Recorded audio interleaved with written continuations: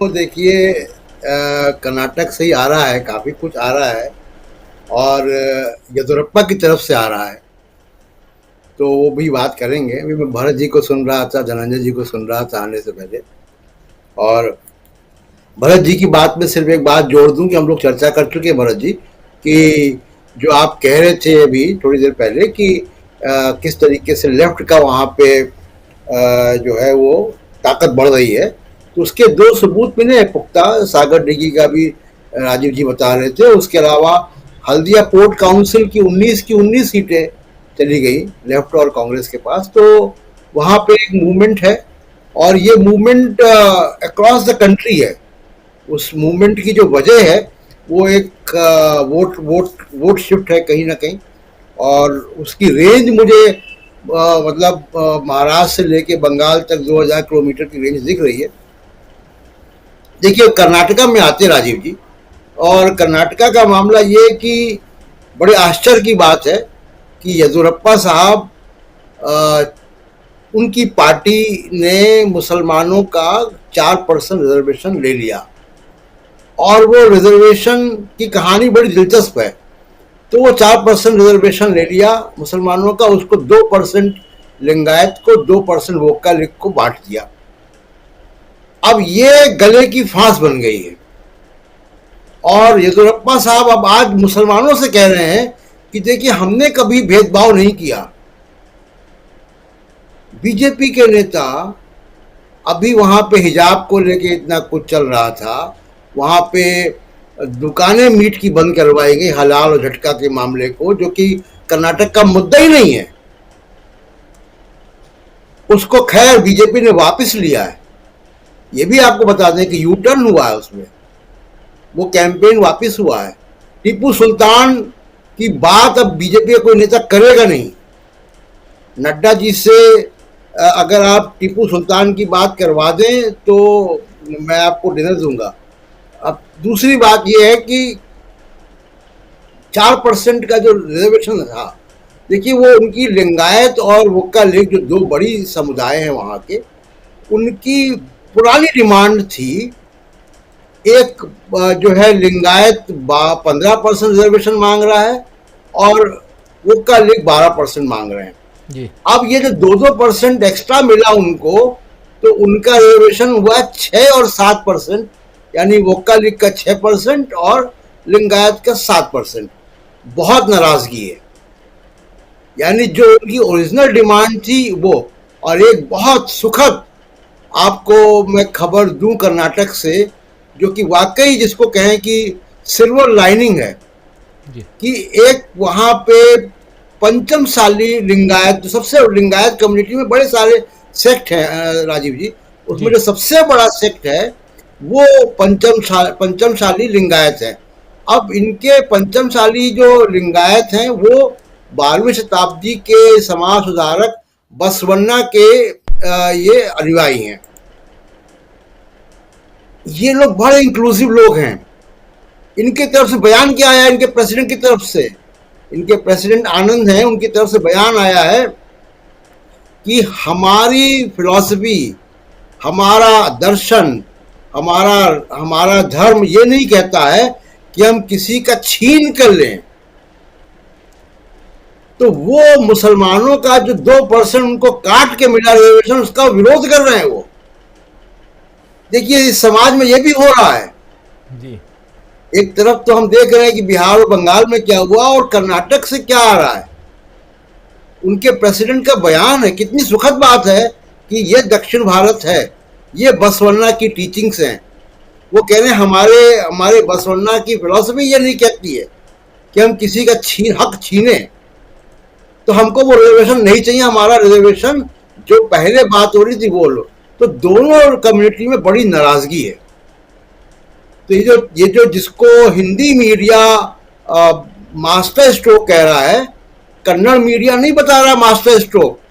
Kannada media में वो चल रहा है जो मैं आपको बता रहा हूं। दूसरी, वहां पे करप्शन बहुत बड़ा इशू है। जो राहुल गांधी लगातार जो बात कह रहे हैं, वहां पे वीडियोस घूम रहे हैं 40% वाले, और ये पे सीएम, वो इस तरीके के कैंपेन, तो करप्शन बहुत बड़ा इशू है। और जो इश्यूज मैंने बताए वो बड़े इश्यूज हैं, नॉन गवर्नेंस इशू है, जॉब्स इशू है। तो रियल इश्यूज में कर्नाटक में चुनाव हो रहा है। और एक और जो इंडिकेशन हम लोग पढ़ सकते हैं राजीव जी, पंजाब के चुनाव हुए थे तो ईडी पहुंच गया था चन्नी साहब के घर, चन्नी साहब के भतीजे के घर, किसी के कजिन के घर। महाराष्ट्र के चुनाव हुए, गुजरात के चुनाव हुए तो कांग्रेस के नेता पहुंच गए। अभी तक कर्नाटक में नहीं गया ईडी, इनकम टैक्स, सीबीआई। इस संदेश को भी पढ़िए। ये जो सुप्रीम कोर्ट ने थोड़ा सा सख्ती की है इलेक्शन कमीशन को, उन सब चीज का कलेक्टिव असर भी दिख रहा है। तो कर्नाटक में जो आपकी एनालिसिस है वो फिलहाल तो सही होती दिख रही है। राहुल गांधी वहां कैंपेन करेंगे, 24 दिन भारत जोड़ो यात्रा वहां पे थी, अच्छा स्वागत हुआ था, उसका असर दिखाई देगा। और कांग्रेस के पास वहां पे रेंज ऑफ लीडर्स है, यानी अब खड़गे साहब हैं, प्रेसिडेंट है, राष्ट्रीय नेता हैं, उनका एक असर होगा। और वो वहाँ की बहुत अच्छे ओरेटर हैं, बढ़िया भाषण देते हैं, और दोनों भाषाओं में भाषण देंगे। वो मराठी, जो बॉम्बे कर्नाटका है उसका नाम कुछ और रख दिया गया है, तो उसका उस मराठी में बोलते हैं, वो कन्नड़ में बोलेंगे बढ़िया। डीके शिव कुमार हैं, वो कल लिखे हैं, बड़े नेता हैं वहाँ के। बीवी श्रीनिवास हैं, और सिद्धारमैया जो चीफ मिनिस्टर रहे। तो 4 बड़े नेता वहां पे, और चारों अलग अलग कम्युनिटी के हैं। तो ये स्पेक्ट्रम जो है बीजेपी के पास नहीं है। बीजेपी में अभी टिकट को लेके भी बड़ा हंगामा मचा हुआ है। अब येदियुरप्पा जी के बेटे को ये लोग सिद्धारमैया के सामने वरुणा सीट में टिकट देना चाह रहे हैं। येदियुरप्पा चाह रहे हैं कि उनका बेटा उनकी सीट से लड़े, जो शिकारीपुर है, जो लिंगायत की स्ट्रांग होल्ड भी माना जाता है। वो कह रहे हैं कि वो बीजेपी की हाई कमांड उनके ऊपर दबाव डाल रही है कि वरुणा सीट पे लड़े। और उसमें भी लिंगायत लोगों का मानना है कि हमारे नेता के लड़के को ये बलि का बकरा बना रहे हैं सिद्धारमैया के खिलाफ। तो बीजेपी कैंप में काफी कंफ्यूजन है कर्नाटका में, जिसको अभी हम, जब कांग्रेस का कैंपेन वहां जाएगा और कैंपेन जाएंगे, राहुल गांधी जाएंगे, तो हम देखेंगे। अब मोदी जी वहां पे जाके क्या कहते हैं, क्योंकि मोदी जी भी लगातार जाएंगे। तो क्योंकि टीपू सुल्तान वापिस हो गया है और भी तमाम सारे मुद्दे बैक बर्नर पे चले गए हैं। आप तो जानते ही हैं कि मोदी जी के पास अगर कुछ नहीं होता है तो उनकी तरकश में एक तीर है, उस तीर का नाम है विक्टिम कार्ड खेलते हैं।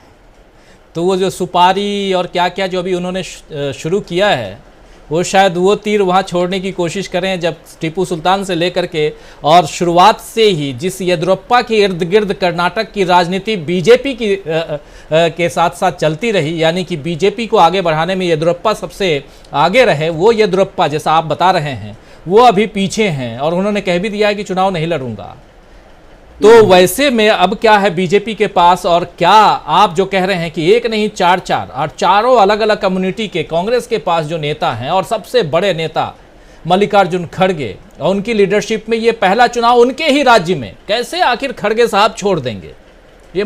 और 55 साल का उनका अपना अलग इतिहास है, और जिस समुदाय से आते हैं उस समुदाय के लोग, और ऐसे भी।